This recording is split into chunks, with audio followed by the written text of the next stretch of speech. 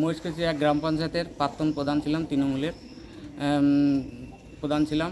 তারপর বিজেপি করায় লোকসভার ভোটের পর থেকে আমার জমির হাল চাষ তৃণমূলীরা হাল চাষ বন্ধ করে দেয়। অতএব আমি গাড়িওয়ালার কাছে যখন জমি চাষের জন্য কথা বলি, তখন গাড়ির ইউনিয়ন থেকে বলে যে তোমার জমি চাষ করানো যাবে না। কেন যাবে না? বলছে তৃণমূলীরা পার্টির থেকে তোমার হাল চাষের জন্য বন্ধ করে দিয়েছে, আমরা চাষ করতে পারবো না। তারপর আমি এখন কোনো গাড়ি যদি চাষ করতে না পারে, তাহলে আমি কি করে চাষ করব? আমার তো গরু নাই, আমার নিজস্ব কোনো ট্রাক্টর নাই।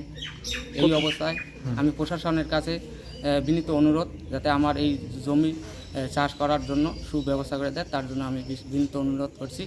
এইটুকু বলে কি অসুবিধার সম্মুখীন হচ্ছেন?